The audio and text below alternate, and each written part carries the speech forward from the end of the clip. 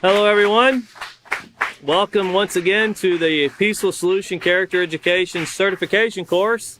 Everyone that's here can be seated. Those of you coming in, feel free to find your seats when available. And for those of you online, let's see, a lot of countries watching online that I got messages from, so we'll try to greet all of you that I've got so far. So, hola, habari, shalom, salut, ahalan, and previ. So, the last one, Russia, which is really a great thing to see with knowing what's taking place over in Ukraine and with Russia and the European Union. It's always great to see many people tuning in to the Peaceful Solution Character Education program. And of course, once again, a reminder that you can download our books. The one we're going through tonight is the Self-Control Unit. And you can download the PDF version, and it's free. It's there on Facebook. If you're watching, you just click that drop-down menu. You'll see where the character unit is at. And you can also download the acceptance unit and the self-control unit. And, of course, they're all teacher's manuals, which is what you're going to want. We've explained, if this is your first time watching, the teacher's manuals are different in the student's manuals. As far as the lesson plans are only in the teacher's manuals, the note to the teacher and the guidance to teaching the class is there for the teacher, only in the teacher's manuals. And of course, you have the answers to the questions too that's there for you. But once again, the Peaceful Solution, one reason that it reaches, so many countries and so many people tuning in is because no matter what religion you are, I just greeted both the Jewish nation and the Arab nations. No matter what faith you are, we all have this common agreement on morality and the treating of mankind when it gets down to it. Nobody wants to be stolen from. Nobody wants to be abused. We just have to find that answer that we're searching for, where no one has any kind of harm that befalls them. And, of course, that's what we're working on here in the self-control unit. We're in Chapter 3. We're concluding Chapter 3 tonight, actually. You can be turning over to your lesson plan there. It'll be LP 3E. And, of course, David finished up there in the Procedure 8. So we're going to start off with Procedure 9. But, of course, as always, you have to pay attention to the pages there. And you see that page 81 concluded Procedure 8, and then Procedure 9 starts with letting us go to the poem, Foolish Anger, on page 83. So let's make sure to turn over really quickly to page 82, and we're going to read this quote here from the Peaceful Solution. Then we will read the poem, and then we'll go back and we'll rehearse what we've learned, which at the end of every chapter, the Peaceful Solution Character Education Program, there's always a rehearsal to build up for the next lesson. Remember that as we put these lessons together, as teachers, we have to remember that we're building these lessons one upon the next, and they're like building blocks. And there's no rush to get through these classes. There's nothing that says you got to cram it all in and hope they remember it and get to the next thing. No, this is a class where you take your time and you make sure the points are gotten. And if you have classes of 30 and 50, that can be difficult, but you never want to go, as the author of the Peaceful Solution always told us, never go faster than your slowest student, because once they grasp it, it'll last them a lifetime. And of course, your slowest student is not really that, we're not saying they're slow in learning, but sometimes comprehension compared to what they've been taught at home. The old adage where, if someone does you wrong, you get back, you fight back, you tell them, if I find out you come home and someone has beat you up, well, just wait till you get home, you're going to get it worse. And this is kind of things that's put into the mind of children, and sadly, this leads into them being adults. And of course, for an adult to say that, somebody had to put it in their mind also. But that's really not a problem solver. That's, when we see nations do that, we call it war. When we see individuals do that, sadly, it can get to where it's called crime. It can be assault. It can be murder. It gets to be pretty bad things whenever these emotions aren't controlled. But here on page 82, it says, take a bite out of this. Fighting back is not the best way to handle a situation. It is guaranteed to only make the situation worse. Refusing to fight back is not a sign of weakness. Rather, it is the sign of positive moral strength and self-control. Anybody can raise a fist. It takes far more intelligence to think your way out of a situation. Just show how intelligent you are. And this, of course, is by evaluating the situations and learning how to deal with them.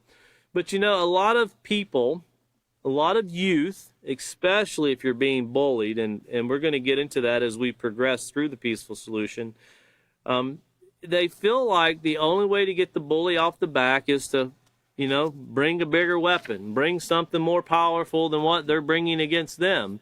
And we see that leads to a lot of actions that are not only harmful to the individual or the bully, but it spreads out from there into the schools. And we've seen that just kind of go rampant in the last 20 years. You know, we just had the anniversary here just a few weeks ago of Columbine High School, which was back in the 90s. And we remember these things, but we haven't actually stopped them. And I remember a commercial that was put out by some youths back in the middle, around 2015. And one of the things they said was we would rather have classes taught or be educated than have a memorial made of their death. And of course, these memorials that are made, they're made to remember these people. And it is a tragedy what takes place. By no means am I downplaying that. But we are judged as a society by what have we done to make it better so this will never take place again. And of course, making a memorial to remember them, remembering the cause of something is one thing, but preventing it from taking place again, that's the challenge. And that's truly what everyone really should seek. And that's what the peaceful solution is striving to do globally. Now, here on page 83, now, if you get this from the peaceful solution, if you purchase the book, or you can request it, this is actually an MP4 where it's read by one of our teachers. And a lot of the plays and the poems that you'll find in the peaceful solution, you can request the MP4 files.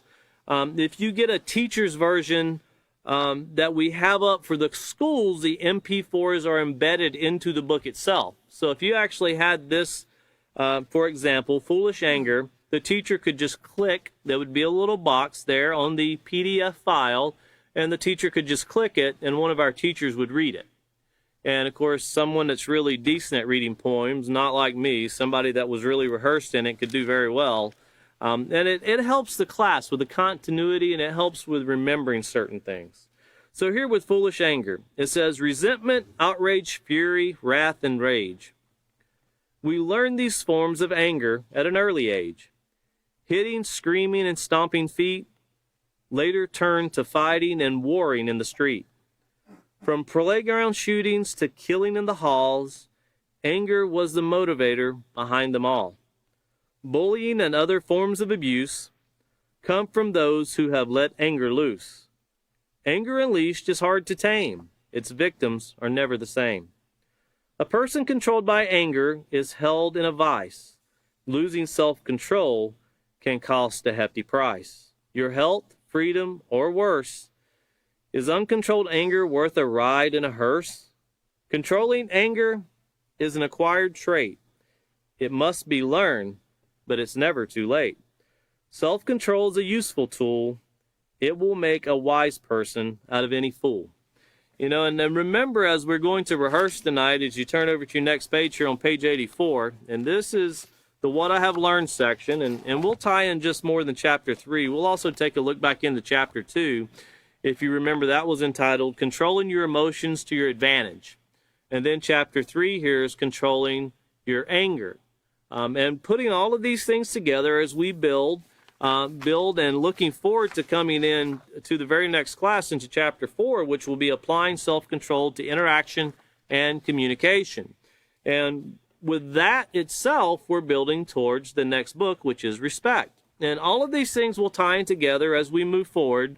But once again, each piece of this puzzle, you can say, or ingredient to a recipe, they're very much needed to bring about the complete package of moral character. And these are things that we at the Peaceful Solution say are just as important as teaching reading, writing, and arithmetic, character education, is needed in every situation. So looking over here to page 84, and these are the bullet points that we have from chapter 3, and we're going to look back and go over them one more time and cover them so we can build on moving forward. And the first bullet point here, to what I have learned, it says anger is a normal emotion that all people experience at some point in life. And remember, as you turn back over to page 33 first, we're going to look back into the previous chapter, page 33, because that's where we actually read about the definition of anger and how it's a normal emotion. And remember, a lot of people, I would say most people, when it comes to anger, they confuse anger with rage. And we'll get into that moving forward, but rage is when it really gets out of hand. It's where it becomes abusive. It's where harm can take place to someone. You know, anger, as you look over here to page 33, you see the definition here for anger. And it says, anger is a normal emotion that is experienced by everyone. Yeah, no one's immune to it. Everyone is going to experience anger at some time in their life. However, it is actually a secondary emotion. That means that anger is felt as a result of other emotions that have not been appropriately resolved. And if you didn't underline that appropriately resolved, underline it now, because we'll take a look back as we move forward about how these things, when left unresolved, shelved, displaced, they eventually erupt. But notice here it says frustration, embarrassment, annoyance, and jealousy are all primary emotions that, if left unchecked, can result in anger. So once again, you have a primary emotion such as embarrassment that, if left unchecked and undealt with, can lead to anger. Now, if it leads to anger and you're upset because something has taken place that you don't agree with, when that's not controlled, look down to the next paragraph here, the next definition. We have the definition of rage. And rage, once again, is anger that is uncontrolled, and that can result in rage. Rage is a dangerous emotion that can lead to verbal and physical abuse, and in extreme cases, even death. And if you haven't made a note there, write down chapter 2 of the character unit. Because remember, that's where we went over the dysfunctionality of families, and we learned that physical abuse is just as harmful as verbal abuse, or vice versa. Verbal abuse is just as harmful, sometimes more harmful, and the reason I say more harmful is because it's more readily available. You know, verbal abuse doesn't leave the scars on the skin. You know, it doesn't break bones, but it can really break someone down from a mental state. And you see that taking place continually when you see people that's in society, and it's like, man, they're on the up and up. They're movie stars. They've got their own TV shows. They're famous singers. And then you see in the news every week, a person died. I just seen in the news yesterday where a 16-year-old who was on a certain show, I don't remember if it was Discovery Channel or the Learning Channel, 16 years old, and they took their own life at 16. You know, and it's sad because you think a person had so much to live for and so much ahead of them. They had just begun to even experience life. And really not even really experiencing it yet, experiencing what's offered through, the school system, but getting out there and having a career and learning to, help make other people's lives better by the way you conduct yours. Well, something went very wrong in that situation, and it's not to speak bad about that person, because there's nothing there to speak bad about other than they lost hope and they took their own life. Well, that's what we're talking about with this anger, because anger can lead to rage, and that rage leads to saying, doing, insulting, doing and saying things that lead people to, when they go home, they contemplate it. And it can really be very damaging in the mind of not just a young person, but also an adult. Also, looking over here to page 57, remember we learned that the anger is a normal emotion. We just read that definition. And here we find another paragraph, and we're re-emphasizing this once again on page 57. And this was the introduction into chapter 3, which was controlling our anger. And the second paragraph here, it says, once again, anger is a normal emotion that we all experience at times. So that's one thing we have to accept. Anger is perfectly normal. Children and adults all experience anger for one reason or another. There are as many reasons for people to get angry as there are people. What might make one person angry might make another person laugh. And keep that in mind, because when someone is angry, does that mean that you see someone and they're upset, they're in disagreement with something? There's nothing wrong when a person says, "Can you give me a minute? I'd like to collect my thoughts." That could be their way of cooling down, as Catan and David spoke about, with the hot thoughts and the cool thoughts. And, you're being respectful when someone, even if you can't tell they're upset and you're asking them a question and they say, "You know what, can you give me a moment?" It's being very disrespectful to, "Well, I just have a question. Can't you just answer my question?" Well, that's not the way to deal with it. Sometimes we need to let people have the opportunity to process these emotions. And that is truly a sign of someone that is practicing positive moral character. When they take that time, take a deep breath. And that doesn't mean if someone in authority asks you a question, you throw the hand up. "Nope, not right now. You're going to have to be quiet and leave me alone." That's not the time to do it. You wouldn't do that to your authority, your parents, your guardians. You wouldn't do that to your supervisor at work. That's not going to get you very far. But there's nothing wrong with saying, "Hey, I'm trying to work through something right now. Can you give me a moment?" It's all in the way we actually reply also. Easier said than done when a person is angry. But here, looking back over to page 84, because there's a lot of these bullet points that are going to tie together, and we're going to go back to the same pages quite a few times, so we don't want to read it all at once. We want to emphasize a couple of these points that are being made here. The second point you'll find on page 84, and what I have learned, it says, anger can be dangerous if it is uncontrolled and allowed to turn to rage. It affects the way I communicate and interact. It also affects the way I feel about myself. Now, looking back over to page 57, and there in that second paragraph, we kind of left off there in the middle of it. We finished with what makes one person angry and what might make another person laugh. But continuing on here, notice it says, whether or not we get angry depends on our personality and character. So it takes both of them working together. Although all people can experience anger, it can be dangerous if uncontrolled. It can affect the way you communicate and interact. It can also affect the way you feel about yourself, and that's your self-worth or your self-concept.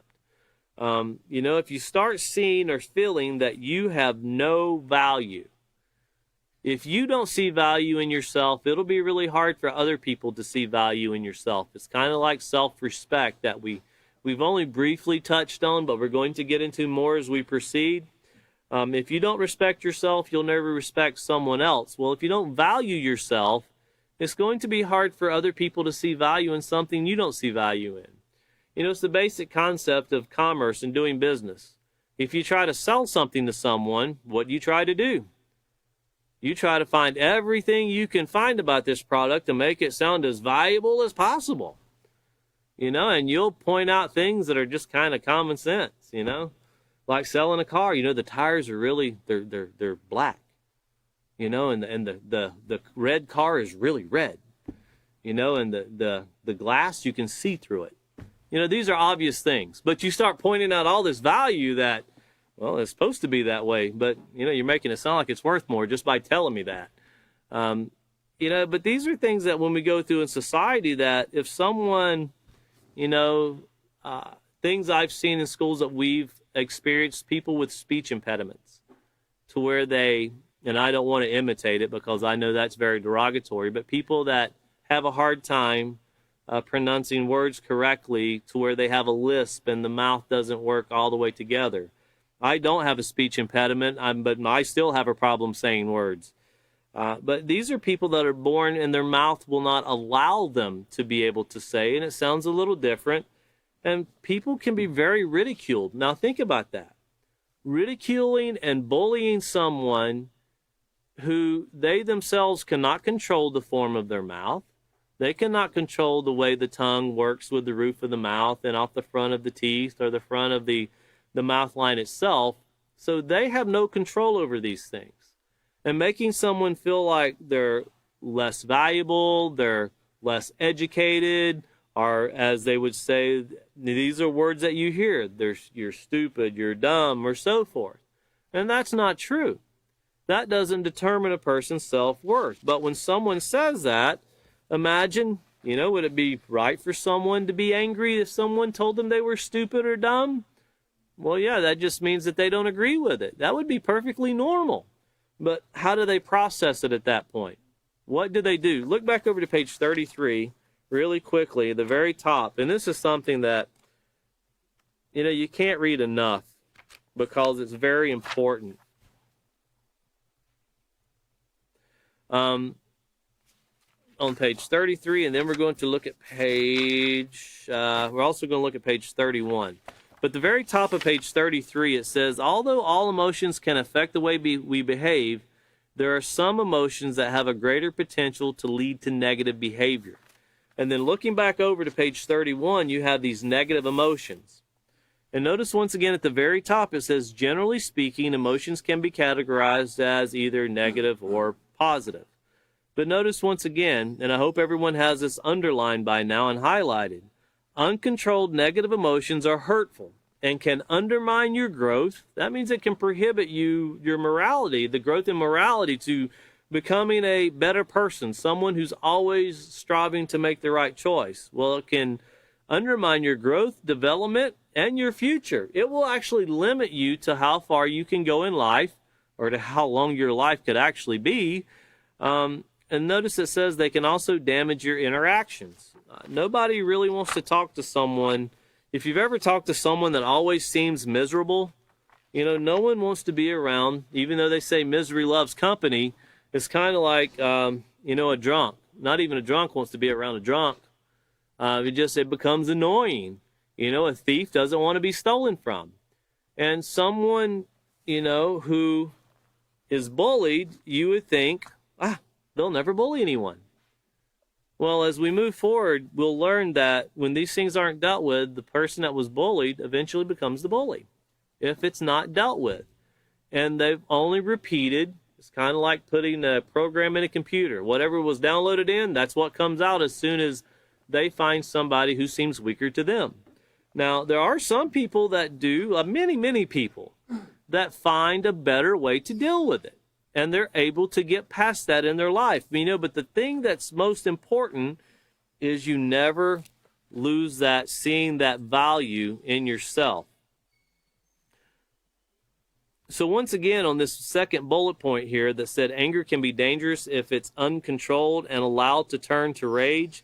And notice we read it affects the way I communicate and interact. It also affects the way I feel about myself. Well, look over to page 58 also.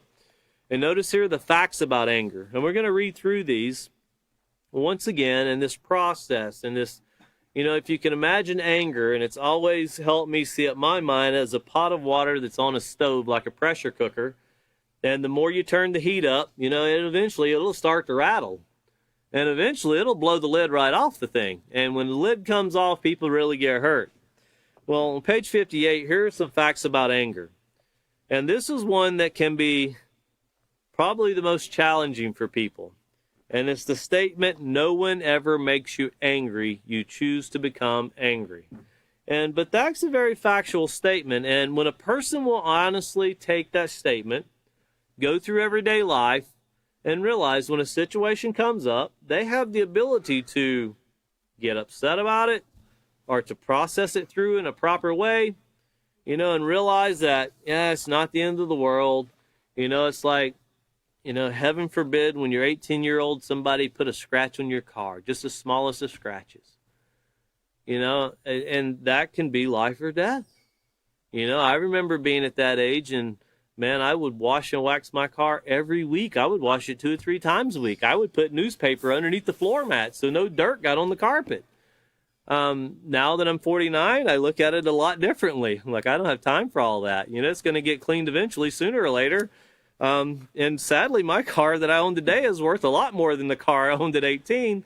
But you learn in life there's some things that are very important, and I'm not saying that maintaining things aren't, but, some things, when it gets dirty, you can clean them. Well, when you start damaging human beings or animals, any life form, when you start bringing things harmful upon things that are alive, whether it be a human, an animal, smacking your dog because you're angry is not the right thing to do. And then getting mad when the dog bites you back, well, you should expect you smack the dog, he's going to try to defend himself. And I've heard people say that before. I hit my dog, and can you believe it bit me? It's like, well, I can't believe it only bit you once. I guess it maintained its control there, I guess, after it lost it for a second. But once again, no one ever makes you angry. This is something to prove this to yourself as you go through the day. You choose to become angry. Whether you realize it or not, you make a conscious choice to respond to an individual or situation with anger. Anger, like all other emotions, is fueled by your thoughts and how you understand the world around you. If you think negative thoughts that fuel and justify your anger, then you're making a choice to be angry. And there's certain jobs that people deal in that this is something you have to be able to control. Customer service for a company, that is something where you really have to learn to control your anger. And we found out a very interesting experience. Here, I've had AT&T phone service for years, and it's not the best phone service sometimes. And I've called customer service before, and I noticed when you call customer service, you either get, well, I knew one country was India, but I didn't really know who the other country was until we went to Argentina to teach the Peaceful Solution Character Education Program. And one of our classes we taught was customer service of AT&T. And, you would think walking in there, like, these are great jobs in Argentina. These jobs are desired. They don't want to lose these jobs. And when we walked in the classroom, great people. They had great personalities, and you could just tell that they were people that, are used to helping you feel better about problems. And then the class started, and it was like, well, what's the biggest problem here? And it was depression. And they were telling us, do you know what it's like your job is to help people solve their problems? Do you know how many people cuss you and scream at you and threaten you? And they say all these things about your family and every other thing. And keep in mind, these people, that was their second language, English. They speak Spanish. So these people went to school to learn how to speak English just so they could be insulted, understand what was being said to them. And they were people that they loved their jobs, but the depression and the way that they felt was mind-blowing. And I started really thinking about, man, next time I call customer service, I'm going to be mindful about how I say stuff to people, because this site that I seen on the other side was a lot of really great people. And when you're customer service, when someone's cussing you out, you can't lose control of your emotions and start cussing them back. You're going to lose your job. And that's true with every customer service. There's certain jobs, if you can't control your anger, you will never have a job in customer service. No one's going to pay you to work at, whether it be a Walmart, a Lowe's, a Home Depot, or so forth. When a customer has a complaint, well, you just unleash on them. The best thing for you to do is just go to the other side of town, go to the other store. That's the best thing for you to do. Just get out and never come back. That's not the ideal situation for you as a business owner if you have employees out there. Well, once again, anger being the secondary emotion, and we read that definition for anger. We've confirmed it, and here's the third time. And, of course, we first read that on page 33. It says, in other words, speaking of anger being a secondary emotion, in other words, when someone says something to us that we disagree with, we usually don't feel angry immediately. Although it might seem as if anger is instantaneous, anger is produced by other emotions such as embarrassment, disappointment, hurt, annoyance, and of course even fear. And notice here the third one, it says, anger that is uncontrolled can turn to rage. Now, anger is a normal emotion. Once again, we want to get that into our minds. It's perfectly normal to be angry. But when you see people cussing people out, throwing things, threatening people, hitting people, that's not anger, that's rage. That is uncontrolled anger. There's a fine line there that means life or death. But a lot of times people define it very wrong. Anger, once again, being this normal emotion, but the way we choose to respond, once again, might be anything but normal or healthy.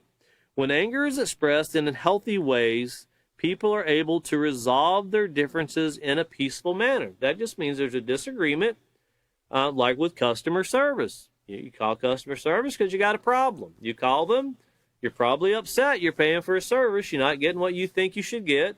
They solve your problem. You feel better. If you're not disrespectful to them, you solved your problem in a peaceful way. And, you don't hang up your phone still angry because you solved the problem. If you solve a problem and you're still angry, it's more than just a problem that your anger is bullying over there. But once again, anger that is expressed in unhealthy ways can result in someone being hurt or property being damaged. This is called rage. So I asked you a question. I want you to think about this. We talked about here property being damaged, uncontrolled anger. So if one country is upset with another and you start shooting missiles at it, is that the proper way to deal with anger? Innocent people always live. It's the guilty people that die in war, right? When you think about the horrors of people burning to death in fire and families losing loved ones, you always see this in the Middle East. They're digging through piles of rubble. Here you have a parent holding a child, and a lot of people say, oh, that's just put up there for TV. That's not true. I've learned in my journeys through life and travels around the world, yes, people really die.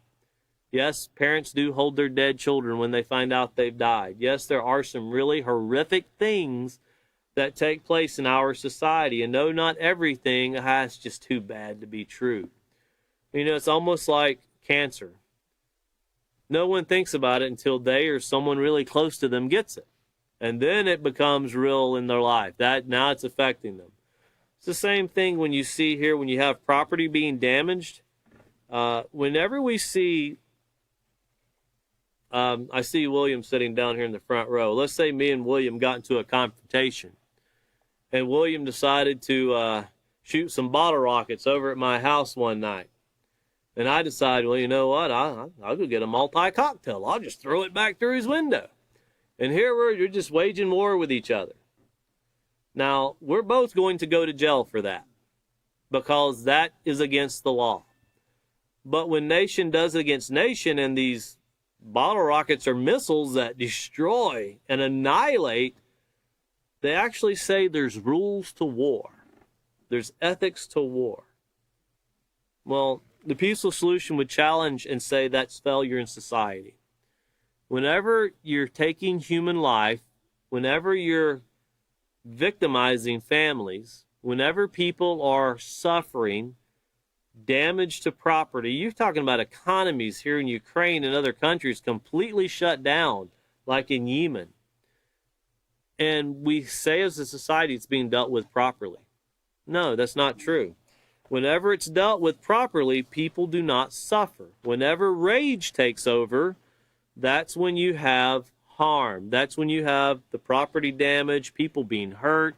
That's when you have suffering.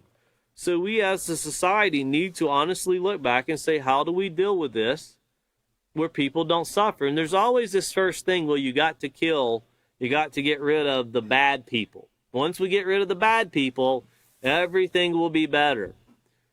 That's kind of a line that's went on for 6,000 or some odd years.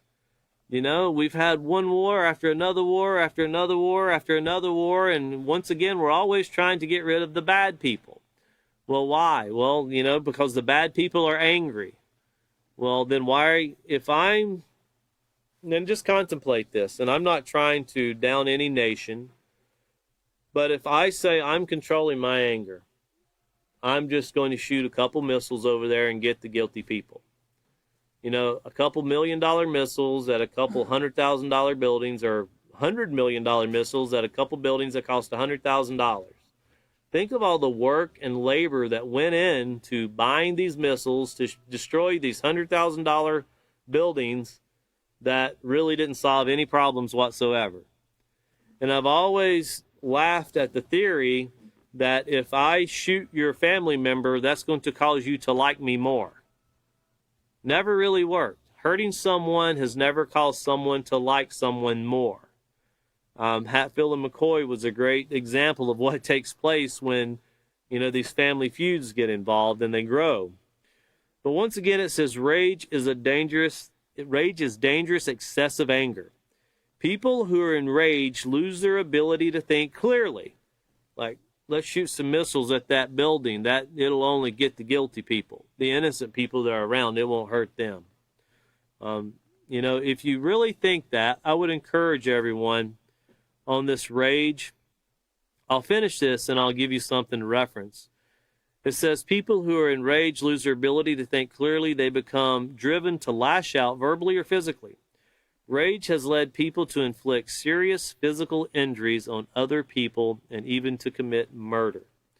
And if you've never, and this is not an endorsement for the film, but it's a great film to watch. If you've ever, or if you have not ever, seen the film White Light, Black Rain, I would encourage everyone to watch that. It is a documentary about people that had to live with the aftermath of the atomic bombs that were dropped in Hiroshima and Nagasaki, Japan. And it's people telling their stories about the deformities, the burning, the suffering their families went through, and all of the things that, the United States readily says, well, we put an end to the war. But you look at what was taking place and the people that still to this day, there are people still living from it. They're almost a generation that has died off. But you still have generations past them that are still suffering from the results that came from that blast. The people that died in the immediate detonation, well, they were what they would say the lucky ones. It's the ones that didn't die that suffered the burning, the flesh melting, the eyes being burned out of the sockets and so forth. These things actually took place. And to see the people tell their stories, you can see when we see this war, and well, why is that important? There was just another news show today that I was watching. I see this every day. They're repeatedly saying nuclear war has never been more readily available than since the last time the atomic bomb was dropped than it is today. People are now saying that tactical nuclear weapons are now acceptable. That means larger bombs, more deadly things to take place is considered an acceptable way with dealing with situations. Well, no, it's not. That's rage. It's uncontrolled anger. And we can see that in society.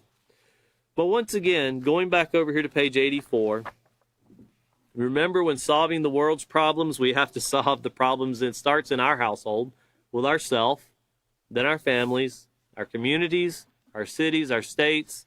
And yes, it can spread out. We see it spreading out all the time. That's how the peaceful solution is in so many nations right now. But turning back over to page 84, notice once again, continuing with what we've already read, no one can make you angry. No one can make you angry. We read that there on page 58, but we're going to continue in that. And it says, anger is a choice I make. There are both healthy and unhealthy ways to handle anger. I'm only responsible for the choices I make. And of course, we read through that on page 58. We tied that together with the bullet point before that. But also look over to page 61, or page 60 first. Look over to page 60 first and notice anger can hurt. And that's what we're building on, is that no one makes us angry. Anger is a choice that I make, and there's healthy and unhealthy ways to deal with anger. And here on page 60, where it says anger can hurt, notice it says learning to control your anger is one of the most important skills you can learn. So once again, it's something we have to learn. You're not born knowing how to speak. You're not born knowing how to walk. And you're not born knowing how to deal with situations that lead to anger. And of course, for that skill, if you look back over to page 46 and underline that word skill, it's kind of like, people who play sports, they practice continually. And it's a never-ending process of developing these skills. Well, controlling anger is also another skill. And on page 46, at the very bottom of the page, is talking about the STOP acronym. And at the very bottom of the page, it talks about the implementation of the STOP acronym, which of course is stop, think, consider your options or your choices, and then proceed with the right choice. It says, as with any new skill, self-control is developed through, notice, determination, practice, consistency, and responsibility. It's something we have to work at. It's not something that you take and let me put some of this like lotion to get rid of dry skin. It doesn't work that way. It's not like, it's a lot like, you can compare it to hunger. When you're hungry, you eat something that helps you feel better. But you're going to have to do it again because you're going to get hungry again. So you eat more, it makes you feel better. Same way in dealing with emotions. When you have an emotion such as anger come up, when it's dealt with appropriately, the situation resolves itself and it goes away. But if you deal with it inappropriately, it's like eating something that had, some kind of bacteria in it. And now you're going to suffer. And off you go to the hospital because you have projectile vomiting. The body's rejecting what took place. Well, that's what it's like when you deal with it inappropriately. And then you realize, man, I don't want to do that again. I don't ever want to do that again. And then what do? They do it again. You forget the lesson that was learned. And also looking over to page 71. Page 71, notice we're in control of whether we become angry or not and how we deal with it. In page 71, it says, you are responsible for controlling your anger. Once again, putting it on ourselves, that I language that David talked about in the last class. Once again, no one can make you angry, and no one can control your anger except you. It's really unfair to think that someone else can control your anger. That person made me angry. Well, okay, they made you angry. Now, what are you going to do with it? Well, I don't know. I might have to slap them. That'll fix everything. Well, let me ask you something. If you did something that made someone angry, and possibly you didn't know you did something, and they chose to become angry. If they walked up and slapped you, and you didn't even understand what's going on, is that going to make the situation better? No, they slapped me, so they made me angry, right? That's what someone's going to say. I wasn't angry till they did something to me.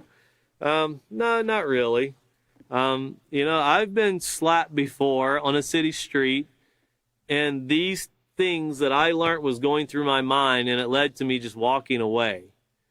And I remember that, and I remember being slapped before in a situation, and I yelled some choice words that I shouldn't have yelled, and I felt really bad. That was long before I found out about the Peaceful Solution Character Education Program.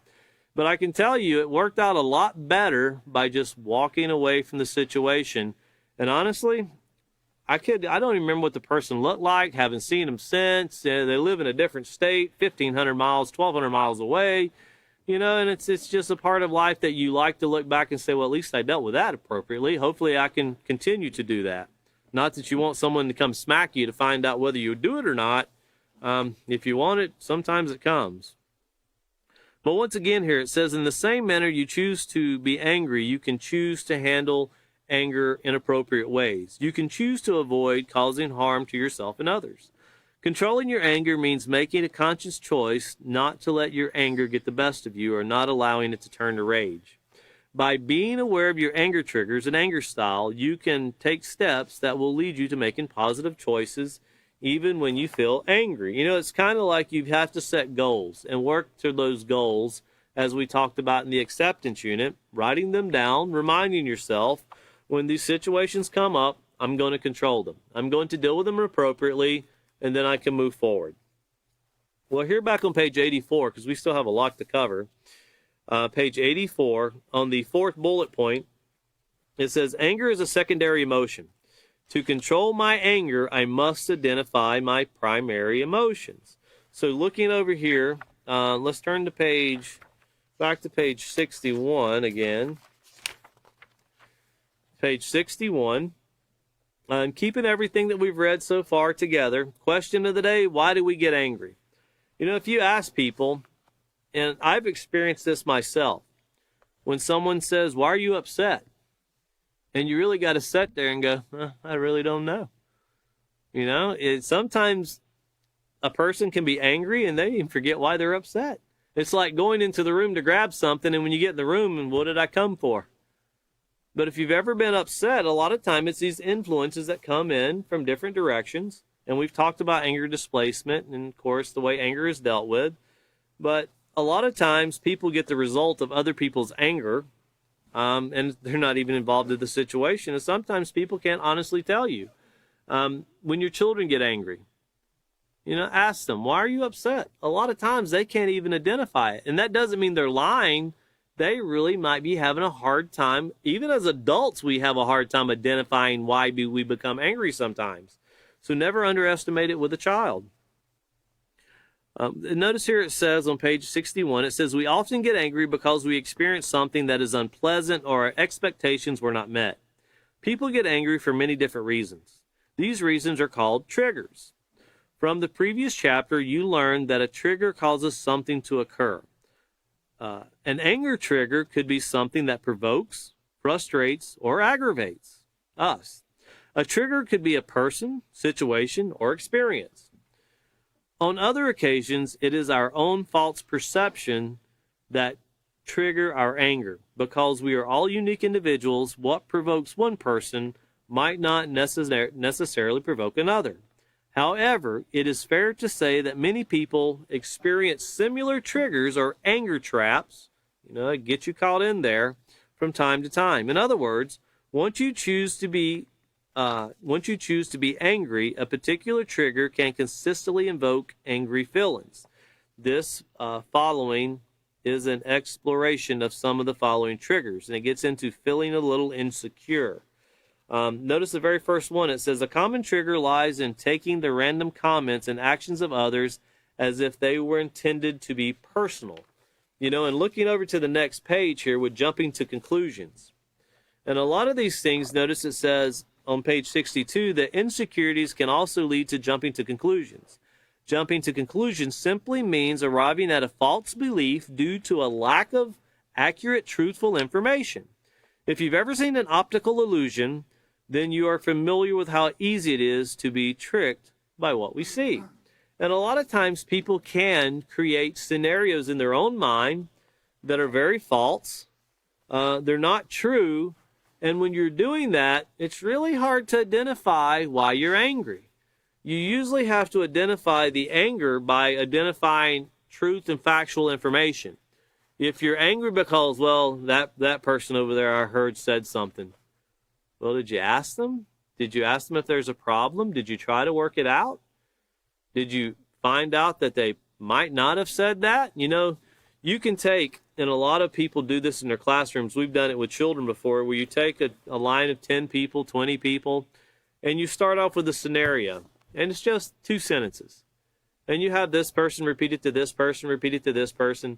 And you write it down, and you're going to need to write it down because the 20th person that, and you get to the end, okay, what did you hear? It's always very, very different from the original story that was told. And when you're getting second, third, fourth-hand information about what someone said about you, and it could be, that person did a great job. Sometimes it's a challenge, but that person did a great job. And by the time it gets back to you, you did a great job one time, but it's usually a challenge for you to do anything right. And then you become upset. And then you find out that that's not even what was said. It eventually grew to that through people, spreading certain comments, and it gets out of hand.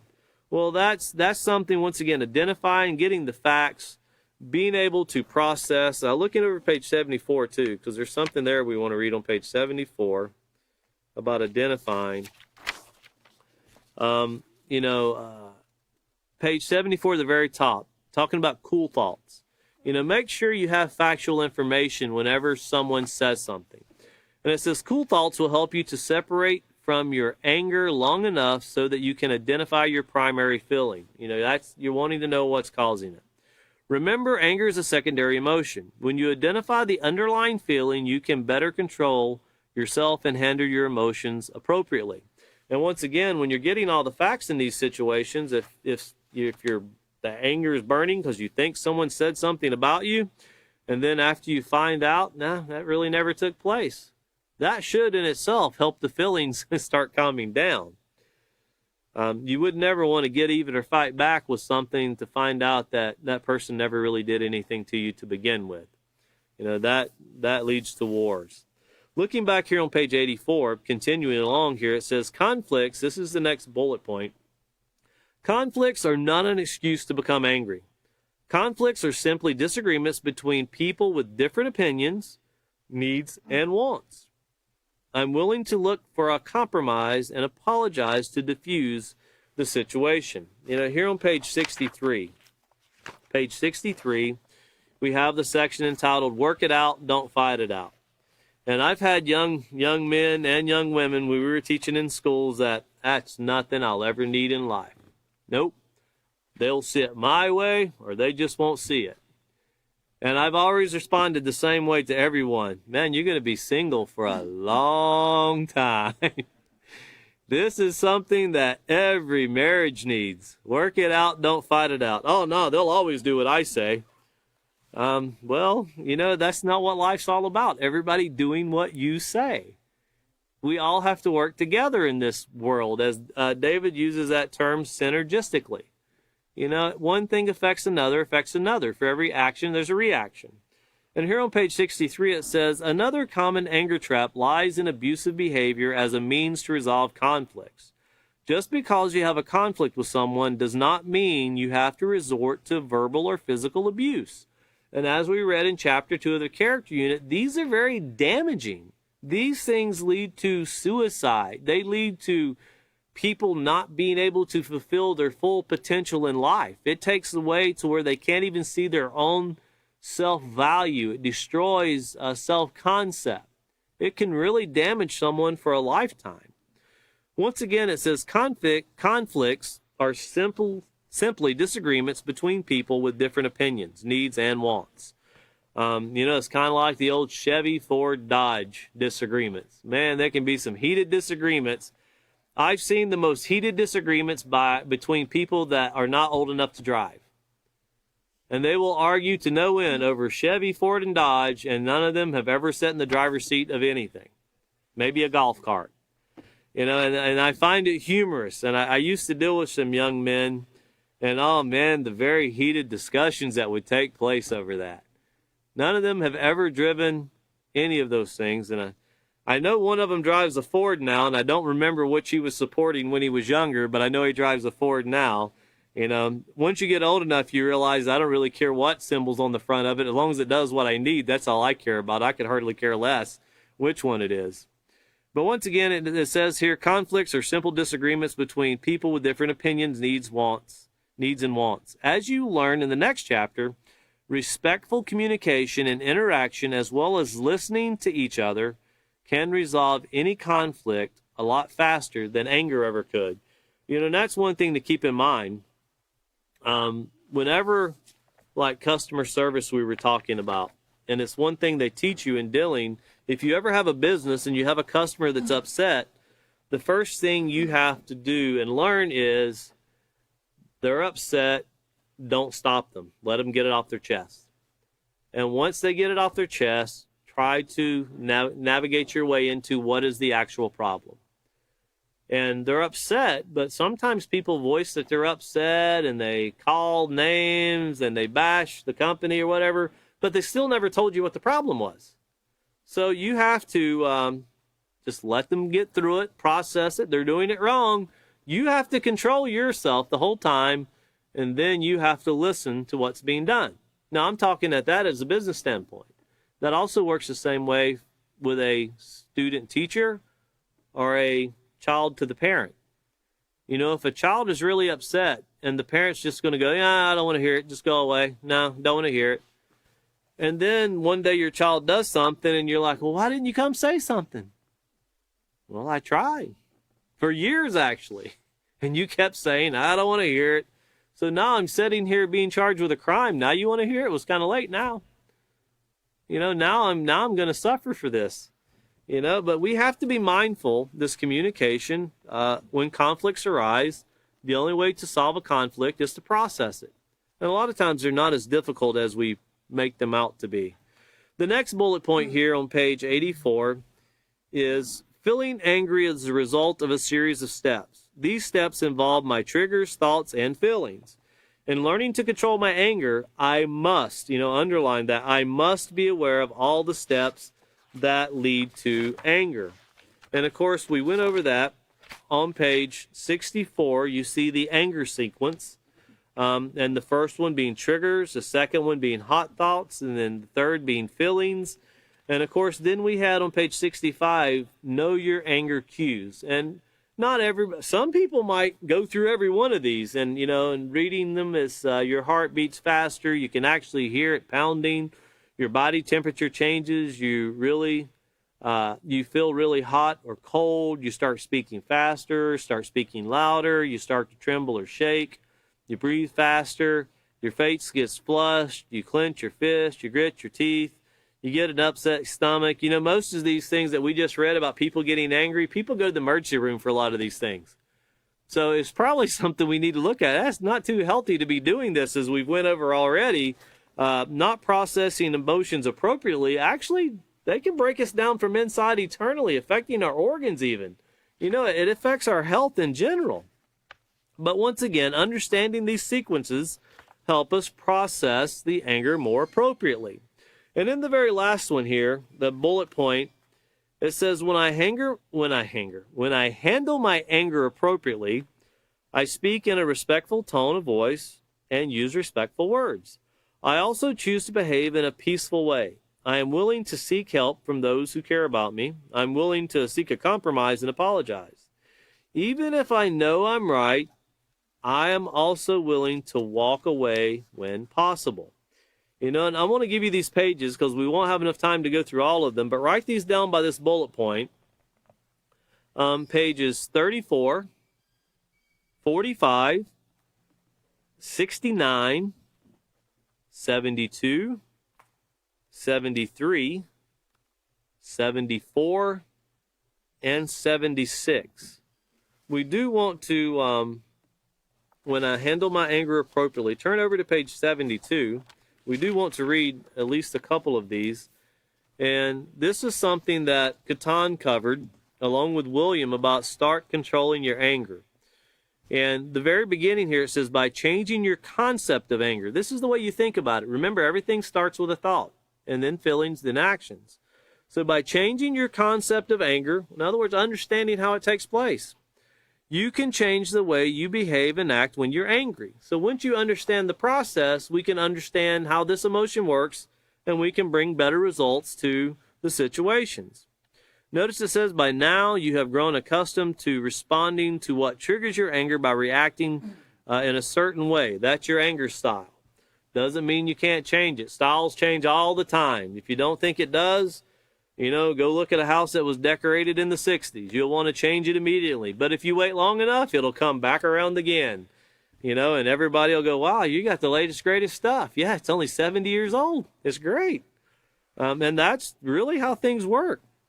It says, hence you respond to anger by either giving someone the silent treatment, which solves 0 problems, internalizing your anger, which is like a pot boiling out on the stove, cursing, which doesn't do anything, that's like adjectives for people, or lashing out, retaliating, or a combination of all of these. Well, lashing out's not going to solve problems. That can be with the tongue or with the fist. They're both just as harmful. And of course, when you put a combination of these together, you never bring anything to positive results. But the key part of this is changing your concept of anger, educating ourselves, understanding what's taking place and why it's taking place. And then look over here to page 74, the very top of page 74. And we're going to close with this part. We'll read the comment at the bottom once we get done with this. And it says, cool thoughts on page 74, the very top. Cool thoughts will help you separate from your anger long enough so that you can identify your primary feeling. So once again, remember, anger is a secondary emotion. This means we have to be educated. And this is the second time we're actually covering this paragraph. We have to be educated to identify it. Then we have to practice this. It becomes a skill. Remember, that means bring it back to thought. Anger is a secondary emotion. When you identify the underlying feeling, you can better control yourself and handle your emotions appropriately. So once we have that in mind, we can better do that. And of course, look over really quickly, page 76, because there's some really neat points we had here to help us, to remind us. On page 76, you'll see these bullet points here about use your positive character traits. That's one way. Think of the humility that it says and the compassion that can help deal appropriately with anger. And then you see the next one, if possible, walk away and take time to cool down. The key word is if possible.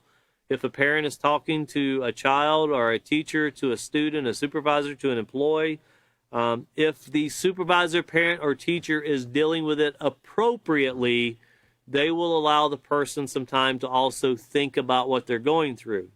If someone in that authoritarian position is being very rude and disrespectful, they're not helping the situation whatsoever. And notice also here in that black box on page 76, holding on to resentment is like drinking or like taking poison and waiting for the other person to die. That's about how much sense it makes when we hold on to these things, this get even and fight back attitude. Well, looking back over to page 84, at the very bottom it says, showing self-control is a sign of moral strength. And it's a sign that you're identifying things, we're processing it, we're thinking about it, and we're putting it into action. And once again, if you just joined us and this was your first class, if you go back through and watch our previous classes, you're going to see the teachers go through and expound on these things into detail. We just did a basic summary of chapter 3, but you'll be able to go back and see in detail where these things were dealt with very thoroughly and a lot of other points brought in to help this process of identifying these emotions. So that's going to conclude for chapter 3. Our next class, we're going to do the introduction in for our next class of chapter 4. That's going to be this coming Sunday. It'll be the 8th. This coming Sunday. It'll be from 5:30 to 6:30. And chapter 4 will begin to discuss applying self-control to interaction and communication.